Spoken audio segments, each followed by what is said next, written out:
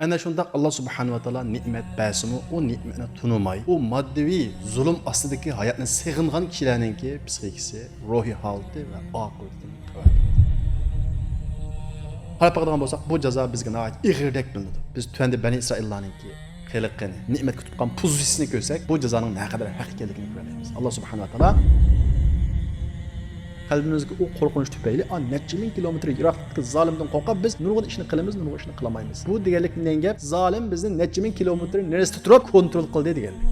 Bu ruhiy jihatdan zulmdan qutulmaganlikni ochiq bir isbot. Alhamdulillah va salatu va salamu ala rasulillah amma ba'd. Assalomu alaykum va rahmatullohi va barakatuh qardoshlar. Bizning bugun o'qiydigan oyatimiz bo'lsa, Alloh subhanahu va taolo zulmdan qutuldirgandan keyin, ya'ni moddiy kishandan, moddiy zulmdan qutuldirgandan keyin, ma'naviy zulmdan qutuldirish uchun qilgan ishlari, bergen nimetleri tepsili sözlünüdür. Ana şundaq Allah subhanahu wa taala nimet bersimu, o nimetni tunumay, o maddevi zulm ostidagi hayotni sig'ingan kishilarninki psixikasi, ruhiy holati va oqibatidan xabar beradi. Bugun o'qiydigan darsimiz biz Uyg'ur musulmonlari uchun intayin muhim. Nima uchun? Biz Uyg'ur musulmonlarining ko'p qismi zulm ostida bo'lsa, nihoyat az bir qismi zulmdan qutulgan, moddiy zulmdan qutulgan. Ammo ma'naviy mazlumlikdan, ma'naviy kishandan biz to'liq qutulib bo'lmadik. Bugungi oyat mana shu mazlum xalqninki ruhiyatiga petib ketgan asorat, u ma'naviy kishandan qutulish yo'llarini bizga ko'rsatib beradi. Masalan, bugungi kunimizda biz zulmdan qutuldik, lekin ishlarimiz hech o'ng'a tortmadi. Bir yerga kelmadik. Çoğun işlerini kılanmadık. Hatta küçük işlerini kılanmadık. Bunun sebebi nima? Bugünkü ayetler bizge bunun hammasini tefsiri gösterdi. Onda olsa biz bugün 49. ayetten 61. ayetgacha okuyumuz inşallah. A'udhu billahi mineşşeytanirracim. Bismillahirrahmanirrahim. وَإِذْ نَجَّيْنَاكُمْ مِنْ آلِ فِرْعَوْنَ يَسُومُونَكُمْ سُوءَ الْعَذَابِ يُذَبِّحُونَ أَبْنَاءَكُمْ وَيَسْتَحْيُونَ نِسَاءَكُمْ وفي ذلكم بلاء من ربكم عظيم وإذ فرقنا بكم البحر فأنجيناكم وأغرقنا آل فرعون وأنتم تنظرون وإذ واعدنا موسى 40 ليلة ثم اتخذتم العجل من بعده وأنتم ظالمون ثم عفونا عنكم من بعد ذلك لعلكم تشكرون وإذ آتينا موسى الكتاب والفرقان لعلكم تهتدون وإذ قال موسى لقومه يا قوم إنكم ظلمتم أنفسكم باتخاذكم العجل فتوبوا إلى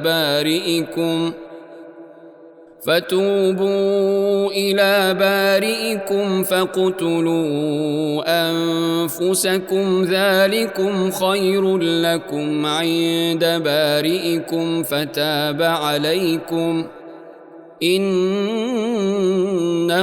هو التواب الرحيم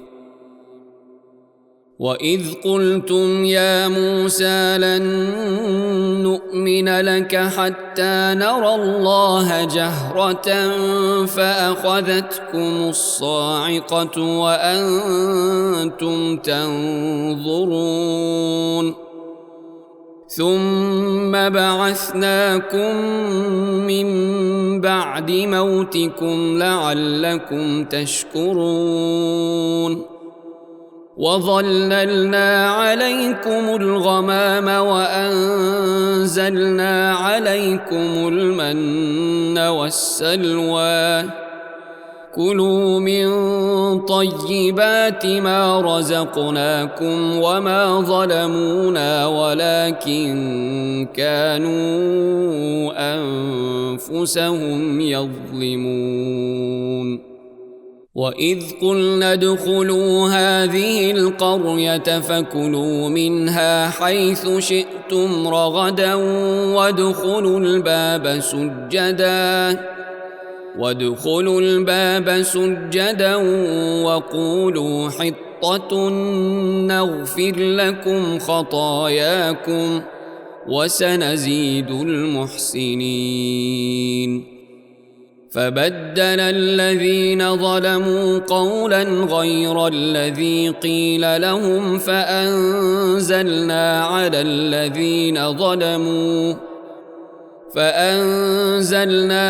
الذين ظلموا رجزا من السماء بما كانوا يفسقون. وإذ استسقى موسى لقومه فقلنا اضرب بعصاك الحجر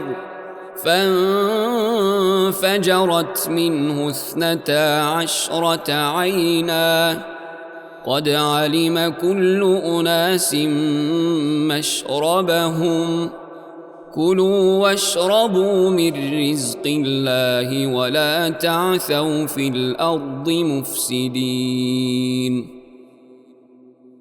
وإذ قلتم يا موسى لن نصبر على طعام واحد فادع لنا ربك يخرج لنا مما تنبت الأرض من بقلها وقثائها وفومها وعدسها وبصلها قال أتستبدلون الذي هو أدنى بالذي هو خير اهبطوا مصرا فإن لكم ما سألتم وضربت عليهم الذلة والمسكنة وباءوا بغضب من الله ذلك بأنهم كانوا يكفرون بآيات الله ويقتلون النبيين بغير الحق ذلك بما عصوا وكانوا يعتدون.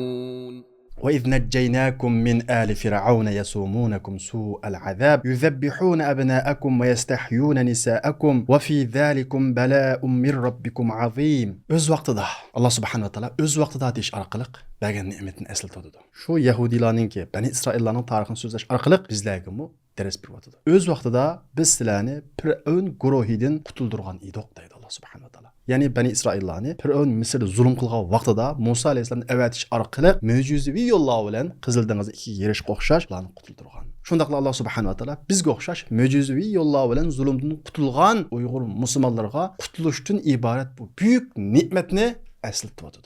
Çünkü qutuluş, hürlükki chiqish degan ajoyib katta bir ne'matki, hech qandaq bir ne'matninki hürlüksiz qimmati bo'lmaydi. Pul tepishimiz mumkin, shirkat qurishimiz mumkin, korxonalarni ochishimiz mumkin, go'zal uylarda o'ltirishimiz mumkin, ammo hürlük bo'lmaydi ekan, erkinlik bo'lmaydi ekan, qutulush bo'lmaydi ekan, hech qaysiniki ta'm bo'lmaydi. Masalan, vatanda zulm ostida isil uylarda o'ltirdik, isil mashinalarni haydagan, pul topgan, ammo shu isil uyimizda xotirjam o'ltirolmaydi. Güzel maşinlerimizde hatırcam heydiyemeyduk. Ballarımızdan önümüzde hatırcam huzurluk olturamaydık.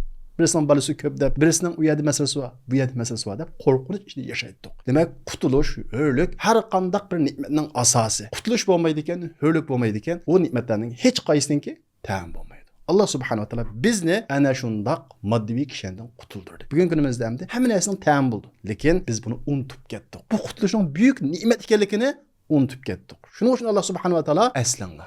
Biz sizni Fir'avn guruhidan qutuldurdik. Ana shundaq zolimlarning qo'ldan qutuldurdik deydi Allah subhanahu wa ta'ala. Yasumunakum su'al azab. U zolimlar sizga qattiq azobni tetitgan deydi. Bu yerdagi su'al azab degan qanday azob desangiz, sistemalik azob. Bir millatni yo'qotib o'tishni nishon qilgan azob. Doim bo'ladigan, izchil bo'ladigan azob. Ana shundaq azobdan sizni qutuldirdik. Yuzabbihuna abnaakum wa yastahyuna nisaakum. U zolimlar sizning erkaklaringlarni, erlaringlarni, o'g'illaringlarni o'ldirgan. Bo'g'izlagan ular. Va yastahyuna nisaakum. Sizlarning ayollaringlarni hayot qo'ygan. Ya'ni u zolimlar sizlarning erlaringlarni turmaga tashlagan, o'ldirgan, yo'qotgan. Ayollaringlarni hayot qo'ygan. Nima uchun? Esimizda bo'lsin. Qanday bir zolim bir millatninki erlarini yo'qotdi ekan, erlerine türmüge sulaydiken o zalimning maqsadi o millatni tüp yıldızdan quritish. Allah subhanahu wa ta'ala shuning uchun bizlarga bundan xabar beradi. Shuning uchun zalimni yaxshi tunishimiz kerak. Ba'zi kishilarni so'rasa, uning bunda bir masalasi ekan emas, zalimlarning aylanib hammasini bir yerga yig'ishdiki, kampul olsun, turmul olsun, sulashdiki, o'ltirishdiki, yo'qotishki maqsadi millatni yo'qotishganda buning qarta sezgir bo'lishimiz kerak, hushyor bo'lishimiz kerak, dushmanning maqsadini tunishimiz kerak. Va yastahiyuna nisakum. Bu ayollarni hayot qo'shishning sababi ko'p hollarda ayollarni sulmaslikning sababi hargiz rahim qilganlik emas, xorlash uchun. Bir millatning ruhini o'ltirish uchun. Va fi zalikum bala'un min rabbikum azim.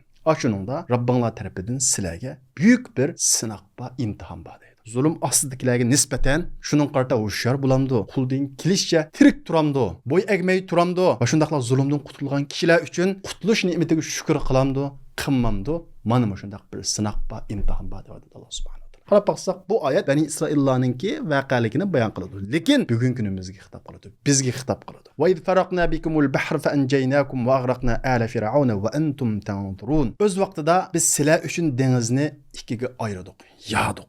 Fa anjaynakum sizlarni qutuldirdik deydi Alloh subhanahu va taolo. Musa alayhisalom Bani İsraillarni Fir'avnning zulmidan ostidan qutuldirib Qizil dengizning oldiga kelgan vaqtida Fir'avn qo'shini keyindan kelgan oldida dengiz inna la mudrakun. Endi biz tutilib qoldik degan vaqtida Alloh subhanahu va taolo Musa alayhisalomga vahiy qilib, "Hasan bilan dengiz urg'in" degan, Hasan bilan dengiz urg'an, dengiz ikkiga ayrilgan. Fa anjaynakum. Ana shundaq dengizni ikkiga ayirish orqali Bani İsraillarni qutuldirib qolgan. Va aghraqna ala fir'auna va antum tanzurun. Va Fir'avn guruhini va uning qo'shinini g'arq qildik dedi Alloh subhanahu va taolo. Mu'minlar uchun nijotlik yo'li bo'lgan yo'l zalimlar uchun halokat yo'li bo'lgan. O'xshash yo'l. Va antum tanzurun. Sizlar ko'zinglar bilan ko'rdinglar shuni. Zalimning halok bo'lganini ko'rdinglar dedi Alloh subhanahu va taolo. Sizlar qarab turibsizlar dedi Alloh subhanahu va taolo. Nima uchun Alloh subhanahu va taolo u mazlumlarga zalimning halokligini ko'rsatdi? Chunki uzun yil mahkumlik ostida yashagan millat zalimning halokligini ko'rmasa, ruhiga silib ketgan, tushlarimizga kirib bizni qo'rqitayotgan qo'rqinch va shundan qutlanmaydi. Alloh subhanahu va taolo Bani İsraillarni ruhiy qulluqdan, ruhiy qo'rqinchdan qutuldirish uchun ana shunda ularga ko'rsatib,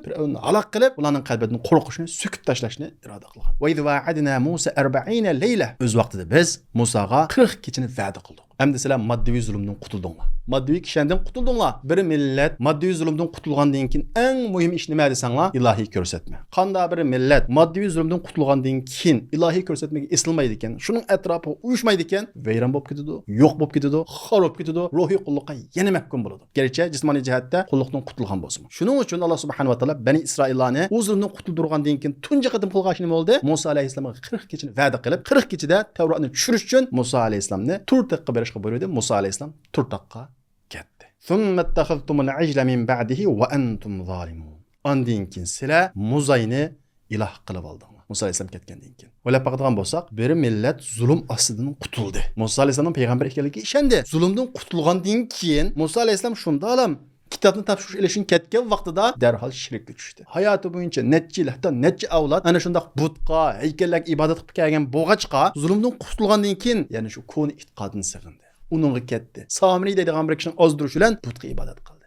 O ruhiy qulluqdagi buzuq e'tiqodidan qutlanmadi. Demak, bir millat moddiy zulmdan qutulgandan keyin eng muhim ikki ish bor. Birisi bo'lsa, ularni to'g'rilikqa boshlaydigan ilohiy kitob, yana birisi bo'lsa, ana shu ilohiy kitobni ko'rsatib, amaliy yashab beradigan bir yo'l ko'rsatkichi. Payg'ambar va yoki payg'ambarningki izbosari. Demak, biz zulmdan qutuldik deb hammamiz o'z boshqa yashab ketsak, esimizda bo'lsin, biz yo'qolishib ketamiz, biz yana yo'q bo'lib ketamiz. Biz moddiy zulmdan qutulgandan keyin bizning ishimiz tugamaydi. Chuqum ilohiy ko'rsatma bo'lgan Qur'on Karimga eslashimiz kerak va Qur'on Karimning ko'rsatmasini tushuntirib beradigan bir kishining atrofiga uyushimiz kerak. Unda bo'lmaydi ekan, oqibatimiz yana shu halokat bo'ladi. Shuning uchun Alloh subhanahu va taolo Musa alayhisalomga Tavrotni tushirgan va Musa alayhisalomni ularga to'g'ri yo'l ko'rsatishga buyurgan. Musa alayhisalom ana shunday Tavrotni elish uchun ketib bo'lguncha, uning orasidan bir yo'l ko'rsatuvchi payg'ambar yo'q bo'lib bo'lguncha, uni nima qaytdi? Mazlumlik ostidagi o xato aqidasiga, xato e'tiqodiga qaytdi. Demak, yo'l ko'rsatuvchining bo'lmasligi va muhojirat yurtida intayin xatarli oqibatga elib boradi. Shuning uchun muhojirat diyorida eng muhim ish ilohiy ko'rsatmani o'rganish, uni yetkazadigan kishilarning atrofiga to'plashish. Va antum zalimun. Sizlar o'zingizlarga zulm qildinglar. Ana shundaq Musa alayhisalomning ketishi bilan Muzoga ibodat qilish orqali o'zingizlarga zulm qildinglar sizlar. Chunki shirk zulmning eng yuqori pallasi. Allohning azobiga o'zini duchor qilish ana shu eng cho'ng zulm. Thumma afawna ankum min ba'di zalik. Ondan keyin sizlardan u xatoliklarni o'chirib o'tdik. Apu qildik. Ashundaq gunoh ishlagandan keyin nimishqa sizlarni shukr qilsin dedi. Alloh subhanahu va taolo ana shundaq Muzoga ibodat qilishni iborat cho'ng gunohni ularni apu qildi. Lekin ularni apu qilish uchun ba'zi shartlarni qo'ydi. U shartlar qaysi? Tuvandagi oyatlarda chiqadi. La'allakum tashkurun. Sizlarning shukr qilishinglar uchun. Ma qutulish ne'matiga shukr qilishinglar uchun ana shunday cho'ng gunoh o'tkazgan bo'lsanglarmi, Alloh subhanahu va taolo sizlarni afu qildi. Va id atayna Musal kitaba wal furqana la'allakum tahtadun. Biz o'z vaqtida, ya'ni sizlar zulmdan qutulgandan keyin Musaga kitobni, ya'ni Tavrotni berdik, wal furqon va haqiqat bilan xatoni ayirib beradigan u kitobni berdik. Qo'shundaqla sizlarga Allohni ko'rsatadigan, haq bilan botilni ayiradigan mo'jizalarni sizlarga berdik. La'allakum tahtadun. Sizlarning to'g'ri yo'lni tepishinglar uchun. Demak, zulmdan qutulgandan keyingi eng muhim ish ilohiy kitob, ya'ni bizga nisbatan Qur'on Karim. Va iz qala Musa liqaumihi ya qaumi innakum zalamtum anfusakum biittikhadikum al-ijla. O'z vaqtida Musa o'zining qavmiga ya qavm dedi. Ya'ni Musa alayhisalom Tavrotni og'iri turtaq ketgan vaqtida 40 kun Musa alayhisalomning qavmi nima ish qildi? Muzoga ibodat qildi. Ana shunday cho'ng gunohni o'tkazgan xalqiga Musa alayhisalom qanday xitob qildi? Ya qavmi, ey qavmim dedi. Tillab ketmedi. Demak, bizning millatimiz gunohga petib ketsin, u bizning millatimiz. Ularga mehribonlik ko'rsatishimiz kerak. Buni to'g'ri yo'l ko'rsatishimiz kerak. Bizni tillagan bo'lsa-mu, haqorat qilgan bo'lsa-mu, bizning majburiyatimiz ularni to'g'ri yo'l ko'rsatish. Musa alayhisalom shunga ana shundaq bir muzayni ibodat qilib olgan xalqini ya qavmi, ey qavmim deb xitob qildi. Innakum zalamtum anfusakum biittikhadikum al-ijla. Sizlar muzayni iloh qilib olish bilan o'zinglarga zulm qildinglar sizlar. O'zinglarni Allohning azobiga sizlar duchor qilish orqali o'zinglarga zulm qildinglar. Fatubu ila bariikum. Sizlarni yo'qdan yaratgan Allohga tavba qilinglar. Muzay sizlarni yo'q yerdan yaratmadi. Sizlar muzayni yaratdinglar, paydo qildinglar. Sizlarni yo'q yerdan paydo qilgan Alloh bor. Shuningga tavba qilinglar. Tavba qilishning sharti shuki, faqtulu anfusakum. Muzayga chuqunmaganlar, muzayga chuqunganlarni o'ldirsin dedi Alloh subhanahu va taolo. Bu Musa alayhisolamning shariatidagi mana bu shundaq shirkka tushgan kishilarningki jazosining yurishi uchun qo'yilgan qoida va qonun edi. Zalikum khayrul lakum inda barikum. Ashu sizlar uchun sizlarni yo'q yerdan paydo qilgan Allohning nazarida yaxshidir dedi. Ya'ni ularning tavba qilishi ana shundaq o'z-o'zini o'ldirish, ya'ni muzayga chuqunmaganlar, muzayga chuqunganlarni o'ldirishdan iborat bu jazoni ularga qo'ydi. Shunda qilib muzayga chuqunganlar, muzayga chuqunmaganlarni o'ldirishga boshladi. Shu kunda tafsillarda deyishcha 70 ming Bani Isroil o'ldirilgan deyiladi. Mana mush ahvolni ko'rgandan keyin Musa alayhisalom va orasidagi yaxshi kishilar, ey Alloh, Bani Isroillar halok bo'lib ketishga boshladi. Bundaq bo'lsa tugab ketadi deb Allohga yig'lab duo qilishga boshladi. Alloh subhanahu va taolo Musa alayhisalomning duosini ijobat qilib jazoni to'xtatdi. Fataba alaykum.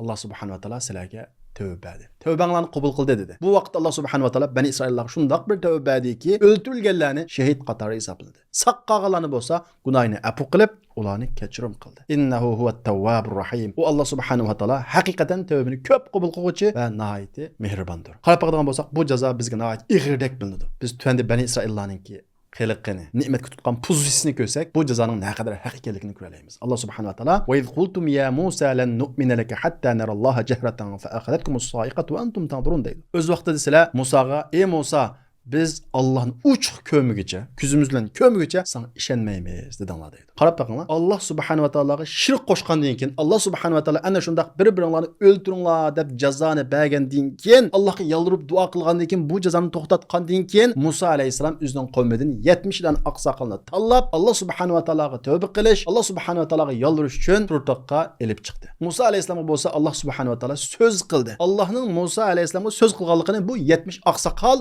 quli qo'ylan anladı. Shunda anlab turib bu 70 oqsoqol nima dedi? Lan nu'mina laka hatta naralloha jahra. Biz Allohni ko'zimiz bilan ko'migicha iymon etmaymiz dedi. Fa akhadhatkumus-sa'iqa. Shu sababdan ularni chaqmoq soqdi. Va antum tanzurun. Sizlar ko'rib turibsizlar dedi. Ya'ni Bani Isroillardan bu 70 oqsoqolni chaqmoq so'qib o'ldiribdi. Birisining chaqmoq so'qib o'lganligini yana birisi ko'rdi. Ya'ni Alloh subhanahu va taolo ularning tuzkorligi sababli ana shundaq birisiga tushgan azobni birisiga ko'rsatib jazoladi. Musa alayhisalom yig'lab Allohga yana duo qildi. Nima uchun? Qavmidan 70 kishini elib chiqib ketgan. Ya 70 kishi o'ldi deb qaysa qavmi Musa alayhisalomni sen ularni o'ldiribding deb tuhmat qiladi. Bu sebepten Musa aleyhisselam Allah'a yalvarıp yığlab dua kıldı. Thumma ba'athnakum min ba'di mawtikum la'allakum tashkurun. Allah subhanahu wa taala. Yani Musa aleyhisselamın duasını icabet kılıp, öldürülgen kişilerini çakmak bilen qaytadan tirildirdi. Ular qaytadan can kirgizdi. La'allakum tashkurun. Şükür qilish uchun. Endi sizlar tuzkorlik qilmanglar. Alloh taolo bergan ne'matga tuzkorlik qilmanglar. Erkin dunyo ne'matiga tuzkorlik qilmanglar deb Alloh subhanahu va taolo yana bir hayotlik fursati berdi. Va zallalna alaykumul ghamama va anzalna alaykumul manna was-salva. Ondan Alloh subhanahu va taolo Musa alayhisolamga vahiy qildi. Musa alayhisolam vahiy orqali o'zining qavmini va'da qilingan Baytul Muqaddas kirib, zolimlar bilan urush qilishga buyurdi. Lekin Bani İsraillar ana shundaq mo'jizalarni ko'rib, Qizil dengizning yerlashidan tortib, o'lab tirilishdan tortib, mana shundaq mo'jizalarni ko'rgan bo'lsa-mu, sen Robbing bilan bir urush qilgan dedi. Allohni inkor qilmagan bo'lsa-mu, Allohning buyrug'ini qanday qildi? Ig'ir ko'rdi. Alloh yordam bergan ekan, sen Robbing bilan urush qilgan deb o'ziga tushgan mas'uliyatdan, majburiyatdan qochdi. Bu sababli Alloh subhanahu va taolo Bani İsraillarni cho'lda qoymoq turib etdi. Cho'l degan soy yo'q. Nihoyat qiynalib ketdi. Yana Musa alayhisalom Allohga duo qildi. Duo qilgandan keyin Alloh subhanahu va taolo va zallanna alaykumul ghamama. Ularga bulutni soy qilib berdi. Qanday soy qilib berdi bulutni? Qilin, quyoshning o'tmaydigan shaklda soy qilib berdiki, havosi nihoyat savrin bo'ldi ularga nisbatan. Va anzalna alaykumul manna va salva. Ularga taranjivil va buduna deb tafsir qilinadi. Chiqib bir xil yemekliklarni tushirib berdi. Nihoyat uzuqlik qiymati yuqori bo'lgan, shirin bo'lgan mevalarni tushirib berdi. Kulu min tayyibati ma razaqnakum. Ularga men sizlarga rizq qilib bergan narsalarni poklardan yangla, ya'ni ularni ortiq saqlab olmang. Ayetini yememiz deb o'ylamay, kunlik yangla biz osmondan tushirib beramiz dedi. Alloh subhanahu va taolo ularning gunohini tavba qildi, ularga ne'mat berdi, lekin yana bir imtihonni qo'shib qo'ydi. Endi Allohga tayanamdi, endi Allohga ishonamdi, ya'ni shu saqlagan narsaga ishonamdi deb rizq tushirib beramiz, lekin saqlamaysizlar. Har kunlik yeysizlar, ishiltisizlar deb bu shartni qo'ydi. Va ma zalamuna, lekin ularning yana Allohga bo'lgan ishonchi to'liq bo'lmadi. Yana Allohga loyiqada tavakkul qilolmadi, loyiqada tayanolmadi. وما ظلمونا ولا bizga zulm qilmadi walakin kanu anfusahum yadlimun lekin ular o'ziga zulm qildi deydi Alloh subhanahu va taolo. Allohga to'liq tavakkul qilmay, saqlab olib, yig'ib olib, uni sestab ana shunda tavakkulning bo'lmasligi bilan o'ziga zulm qildi. Allohning jazosiga o'zini loyiq qildi. Saqlab olsa Allohga hech qanday ziyon yo'q. Shunga Allohga ular zulm qilmadi. Faqat o'ziga zulm qildi. Natija qanday bo'ldi bilamsizlar? Bu Bani İsraillar Sayna cho'lida 40 yil adashib yurdi. Bir avlod to'liq tugadi. Ulab, qirib tugadi. Uning ballari ondan keyin cho'ng bo'ldi. Payg'ambarlarningki tarbiyasi bilan. Yangi avlod yetib chiqqandan keyin Alloh subhanahu va taolo ularga Musa alayhisolamdan keyin Yusha alayhisolamni avatdi. Yusha alayhisolam ularga tushuntirdi. Zolim qarshi urush qilinglar deb ularga so'zildi. Ular irodaga keldi. Zolim qarshi urush qildi. Urush shundoq shiddatli bo'ldiki, ana shundoq muqaddas shaharga kirish uchun uning qashdagi Ariha degan shaharga kirgan az qolgan vaqtda kun patay deb qoldi. Yusha alayhisolam Allohga duo qildi. Ey Alloh, qorong'i bo'lib qolsa urush qilishimiz tez bo'lib qoldi. Quyosh patmagan bo'lsa deb duo qildi. Alloh subhanahu va taolo quyoshning petishini kechiktirib berdi. Natijada ana shundaq Bani İsraillarningki yangidan paydo bo'lgan Bani İsraillarningki qahramonligi bilan g'alaba qildi. Demak, ma ruhimizga qulluq singib ketsa, bundan qutulmasak, ne'matni tunmasak, bizga g'alaba kelmaydi. Balkim Alloh subhanahu va taolo iroda qilsa, bizni kelmay, bizning keyingi avlodga kelishi mumkin. To'g'ri, bu yangi avlod Bani İsraillar g'alaba qildi, muqaddas shaharga kirdi. Va id qulna dukhulu hadhihi al-qarya. Biz ularga Bani İsraillarga bu shaharga kiringlar. Fakulu minha haythu shi'tum ragada. Bu shahardan keng tasha yangla. Va dukhulul baba sujada. Sizlar bu shaharga o shaharning eshigidan sajda qilgan holatda, ya'ni eğilgan holatda kiringlar. Allohga shukr qilib, qalbining Alloh taolo tarafidan berilganligini bilib, unutib qolmay, eğilgan holatda kiringlar. Va qulu hitta. Va ey Alloh bizning gunohlarimizni afu qilgin danglar dedi. Ashunda desanglar, naghfir lakum xatoyakum. Sizning xatoliklarni afu qilamiz dedi. O'ylab boqinglar. Urush qilib, jihad qilib, zolimlarni yo'qotib, bir shahar kirgandan keyin Alloh subhanahu va taolo bu kishilarga nima dedi? Qattiq kamtar bo'lib, bo'yninglarni egib kiringlar deb amaliy bir xil kamtarlikni ulardan talab qildi. Va shundaqla, ey Alloh, bizning gunohlarimizni afu qilgin, danglar deyish orqali so'z orqali kamtarlikni bildiringlar dedi. Hamda Alloh yo'lida urush qilib bo'lar. Qon to'kib urush qilgandan keyin mag'ab ig'ir keldi. Biz qon to'kib urush qilsak, mana bu yerda cho'ng bir sinoq bor. Qanchalik qon to'kib urushing, Allohning yordami bo'lmasa, kirenmaydingiz. Fatih qilolmaydingiz, azod qilolmaydingiz. Bani İsraillar mana mushiya kelganda sinoqdan o'tolmay, Alloh subhanahu va taoloning bu ikki shartiga ko'nmadi. Ko'nmaylik qavmi qanday qildi? Masxira qildi. Igilib kiringlar degan yerga keyinchi kirdi. Masxira qilib, "Hatta bizni mag'firat qilsin Alloh" danglar degan gapning o'rnini o'zgartirib, masxira aralash ba'zi bir gaplarni qildi. Vaholanki Alloh subhanahu va taolo mushunda qilsanglar, va sanazidul muhsinin, biz yaxshi qiluvchilarga texim ortiq qilamiz. Fatilani, ozodlikni texim ortiq qilamiz degan edi. Fabaddalallazina zalamu qawlan ghayrallazi qila lahum. Bu o'ziga zulm qilgan kishilar ularga deyilgan so'zni boshqa bir so'zga almashtirdi bular. Bizni afu qilsa degan so'zni masxira alash boshqa bir so'zga almashtirdi. Fa anzalna alallazina zalamu rizqan minas samai bima kanu yafsuqun. Biz o'ziga zulm qilgan bu tuzkur insonlarga osmondan jazo tushirdik. Alloh subhanahu va taolo ular ana shundaq shaharni azod qilib kirib bo'lgandan keyin vabo tarqash orqali ularning ko'p qismini qirib halok qilib o'tgan. Nima uchun? Hakovlik sababli. Qalbini Allohdan deb to'liq e'tiqod qilmaganligi sababli. Bima kanu yafsuqun. Ular fosiq bo'lganligi sababli. Ana shundaq qalbidagi kibr sababli. Ve istasqa Musa liqavmihi faqul nadrib bi'asaka al-hajar. Ular Sayna cho'ldagi vaqtda Musa alayhisalom ular uchun suv talab qilgan. Chunki ular bak uslab ketib, usullik kesilib giribdor bo'lgan. Faqul nadrib bi'asaka al-hajar. Biz Musaga asang bilan toshga urg'in degan edik. Tam fajarat min hutnata 10 ayna. U toshdan 12 dona buloq partlab chiqqan edi. Qad alima kullu unasin mashrabahum. Har bir 12 qabila u 12 buloqdan suv ichadigan yerini bilgan. Ya'ni Bani Isroillarning 12 qabilasi bor edi. Alloh subhanahu va taolo har bir qabilaga ayrim bir buloqni chiqarib bergan. Har biriga suv ichadigan yerini bildirib qo'ygan. Nemishqa urushib ketmasin deb. Kulu washrabu min rizqillah. Allohning rizqini yangla va ichinglar. Va la ta'thaw fil ardi mufsidin. Ma zaminda, yer yuzida buzg'unchilik qilmanglar degan. Seynadik vaqtida.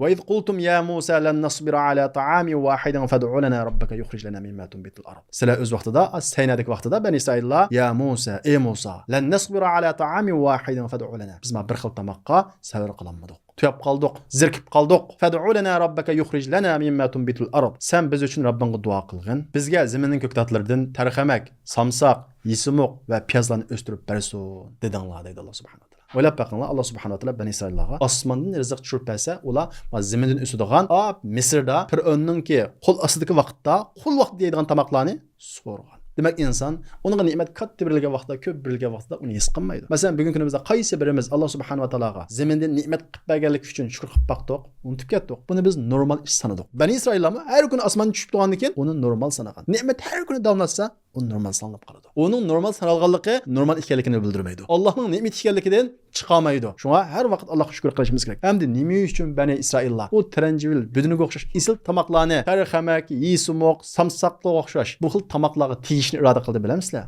Chunki bular moddiy zulmdan qutulgan bo'lsa-mu, ruhiy jihatdagi iskanjidan, ruhiy qulluqdan qutulmagan bo'lg'achqa, qul vaqtida, medikal vaqtida deydigan tamoqlarni so'di. Demak, inson moddiy jihatda zulmdan qutulgan bo'lsa-mu, erkin dunyoga chiqqan bo'lsa-mu, lekin ruhiy jihatda qulluqdan qutulmasa, shu zulm ostidagi har vaqtidagi tamoqlarni sig'inadi, kiyim-kechakni sig'inadi. Masalan, bugun kunimizdagi ana shunday Alloh subhanahu va taolo bizni erkin dunyoga chiqib, isil tamoq bayaliga chiqqan bo'lsa-mu, isil kiyim bayaga chiqqan bo'lsa-mu, lekin shu zulm ostidagi kiyimlarni sig'inishimiz, har xil xato yo'llar bilan zulm ostidagi ba'zi bir ishlarni sig'inishimiz shunga o'xshab qoldi. Vaholanki Alloh subhanahu va taolo bizga undan yaxshisini bergan. Qala atastabdiluna allazi huwa adna billazi huwa khayr.